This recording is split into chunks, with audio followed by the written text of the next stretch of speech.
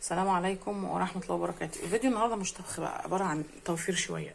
دلوقتي احنا مسحيق الصابون وغسيل المواعين، طبعا دي اكتر حاجة بنعوزها بالذات في الصيف. المواعين بتبقى كتيرة وفي الشتاء كمان، فجبنا حاجة كده اسمها سان لوكس. السعر العبوة دي عبارة عن 33 جنيه. في سان لوكس وفي هاي لوكس وفي شركات كتيرة موفرة عن البريل والاوكسي والكلام ده كله. المهم اللي عبارة عن العلبة دي عبارة عن عبوتين، عشان بس الكاميرا بإيدي كده. عبارة عن عبوتين بودر، والعبوة التانية مسحوق سائل.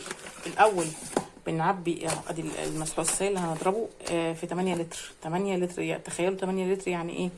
يعني بيقعد ده 600 جرام بس. بنعبي 8 لتر من الازاز، وبعدين بنضرب السائل ده، وبعد كده بننزل البودر ده بعدها في الصابون. ده بيقعد بقى يعني شهر، وممكن اكتر من شهر كمان حسب استهلاكك انت. الاول هنعبي الجردل 8 لتر ميه، وبعدين نبوش الماده الخلطه السائله دي، وبعد كده ننزل عليها بالبودر، وبعد كده نسيبه بعد ساعه او ساعتين، وبعد كده نعبيه. طبعا دي حاجه كده موفره علشان خاطر طبعا المسحيق بقت غاليه قوي. وده عباره اهو، بص اهو يخفف في 8 لتر. وممكن لو حابه تخففيه 10 لتر كمان هيبقى مفيش مشكله، بس 8 لتر بيديكي العبوه اتقل شويه، بيبقى بكثافه الصابون كده بنفس الكثافه دي كده، تمام.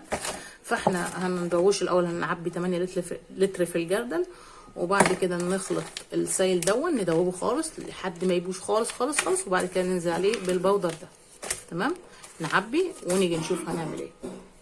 زي ما انتم شايفين كده اهو، بنعبي بازازه بيبس. يا ريت ما تستعملوش بيبس تاني، بس دي قديمه عندي يعني، تمام. بنعبي معيار كده 8 لتر، وبعد كده نبتدي نرمي الخلطه اللي هي السايله، وبعد كده البودر، ونقلبهم. طبعا بنكون محضرين بقى مقشه او معلقه خشبيه عشان نقدر نعمل ال8 لتر بتوعنا. جبت المسحوق السايل اهو زي ما انتم شايفين. هبتدي بقى انزل بالمسحوق السايل اهو، واقلبه لحد ما يتجانس مع الميه خالص، واكون محضره عصايه خشبيه اقلب بيه بقى اي حاجه عندك، وهرميه كده حتى كمان. ونبتدي نقلب في اتجاه واحد كده. هو مكتوب عليه الطريقه على فكره، بس انا بقول لك الطريقه المشكله يعني الموضوع ان انا يعني اوفر، بس مش معنى اوفر ان انا اجيب حاجه رديئه، لا، هتبقى حاجه كويسه برضو. وهو اصلا يعتبر بتوع شركات، فاحنا عشان بنصنعه بعد كده نعبيه على ايدينا. انا بقى في اتجاه واحد، بعد كده بنزل بالمسحوق البودر اهو، وبرضك اهو زي ما شايفين اللون اكني فري او بريل او وفير، اي حاجه بقى من الحاجات اللي احنا كنا بنستعملها دي. وبرضك في اتجاه واحد، ودن اقلب، وبعد ما اقلب اسيبه ساعتين، لان كل ما بيقعد ساعتين من غير ما اعبيه بيتقل. هسيبه بقى اقلب واخلص، وبعد كده بوريكم احلى صابون سائل يقعد معاكي شهر، وممكن يقعد شهر ونص حسب استعمالك وحسب استهلاكك. خلطت بقى زي ما انتم شايفين المكونات اهو، زي ما انتم شايفين احلى صابون.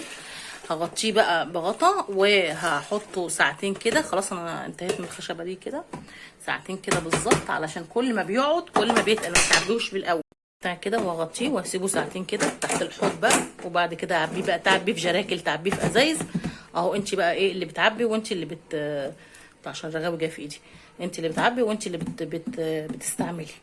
يلا، ده فيديو النهارده عن صابون التوفير. ومش معنى صابون التوفير انا استعمل حاجه رديئه، لا، هستعمل حاجه كويسه برضو. وادينا وفرنا عن اسعار الصابون بقى بتاع الشركات اللي بتنزل دلوقتي، بقت حاجه نار كده، ربنا يرحمنا.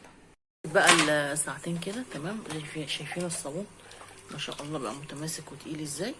خلاص كده هنبتدي بقى نعبيه. هتعبيه بقى في ازازه زي دي، او في جيركن زي ده، اللي انت هواكي فيه بقى، نفس الحاجات اللي احنا كنا بنعبي فيها الشركات او بنجيبها جاهزه من الشركات. وخلاص، لو عجبك الفيديو سبسكرايب وفعلي زر الجرس عشان يوصلك كل جديد. السلام عليكم. فين بقى عبت اهو 8 لتر، حتى البتاع مكتوب عليها 4 لتر، ودي كمان مكتوب عليها 4 لتر، وزدنا كمان واحده كمان زياده كده، ازازه بريل من اللي احنا كنا بنستعملها، وبنفس طعم بس يا رب، بنفس جودة الشركات، والحمد لله. حتى زي ما تقولي المعيار بتاع الشركات بيجي برضو مش 4 لتر يعني بالظبط، بيبقى اقل شوية، لدرجة ان احنا واحنا بنعاير زودنا كده، وطلعت ما شاء الله تقيلة برضو وحلوة زي الفيري وزي الوفير. لو عجبك الفيديو سبسكرايب وتفعلي زر الجرس عشان يوصلك كل جديد. ده ملك التوفير. السلام عليكم.